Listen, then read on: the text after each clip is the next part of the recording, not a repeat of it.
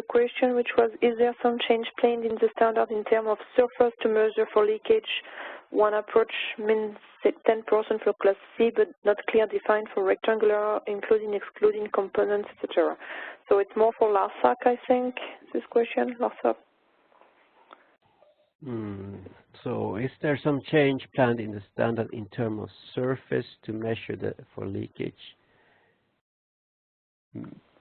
10% for Class C, but not clearly defined for rectangular. No, there is nothing from the standardization.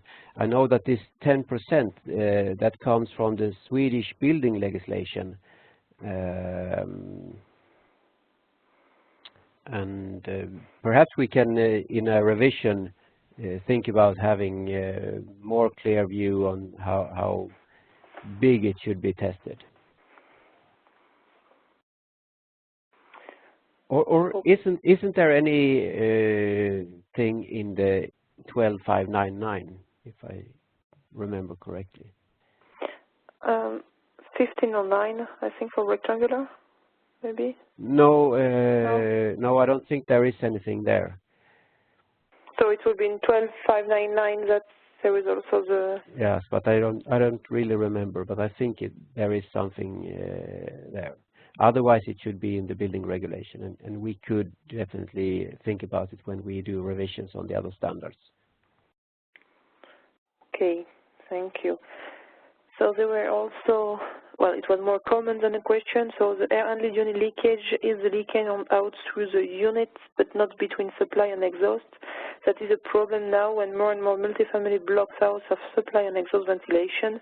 Smell from exhaust will be sprayed out to the supply air. Well, basically in exhaust, the air is not going out of the ductwork because it's under pressure, I think. So even if there is leakage between supply and exhaust, maybe I'm wrong, but I think it's more the supply air, which is over pressure, that would go in the exhaust air. What do you think about that? Maybe. No other comments on that? Yeah, it's very difficult to know where the smell comes from, and it can be also from the outside if the hoods are too narrow between each other, or it can be so many things, but it needs to be focused on from case to case, I think. And there can also be badly service on the air handling units, of course, but normally that's not a problem. Yeah, also, yeah, correct. Also, if you have a rotated heat exchanger, like we have in Sweden, I don't know if they're so common down in Europe, but in Sweden we have a lot of rotating heat exchanger. Then you need to clean them or have a part that is not used for a while. And then if you're using too short period of time, it will have a smell in between. Yeah, but if you use it in a too long period of time, you are losing all the heat of the exchanger. So you have to find the good balance. A good balance.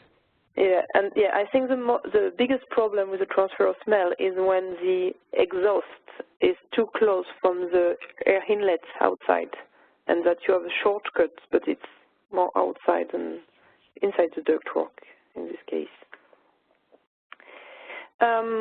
Okay, and as you say, it has to be seen one case after one case. It may not be always the same reason.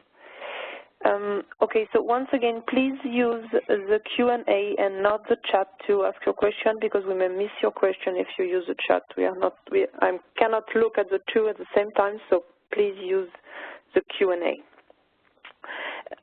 Okay, I think we can move to the next presentation.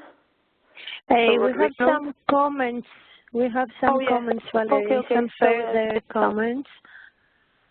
We can address them and then we can move. Yeah, okay, sorry, I've missed them.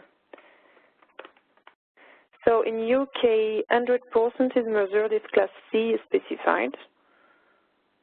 Okay, so you want to comment that? That's interesting. But I think maybe there is not a lot of people that ask for Class C if they have to measure 100%, it may induce that they will just ask class B to make economy, but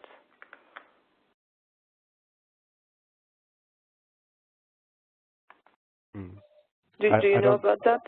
No, I don't know about this, but I can imagine that it comes from the new DW144. That is a specification from UK.